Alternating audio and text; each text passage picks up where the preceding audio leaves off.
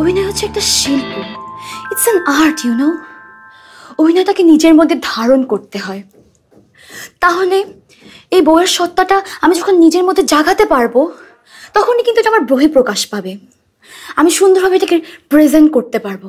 ধরুন আপনার পরিবারে কেউ কষ্ট পেল, খুব অসুস্থ, তখন তাদের কষ্টটা আমার অনুভব করতে হবে, তাদের ব্যথায় আমাকে ব্যতীত হতে হবে, নিজের চোখের পানি দিয়ে আমাকে কাঁদতে হবে।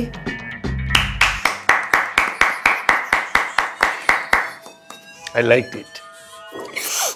দেখুন, আপনার সাথে কথা বলতে বলতে সত্যি সত্যি চোখে পানি চলে আসলো।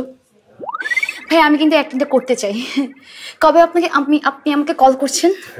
আমি তো করতে মানে নিতে চাই, যেটা হচ্ছে যে আপনাকে জানিয়ে দেওয়া হবে।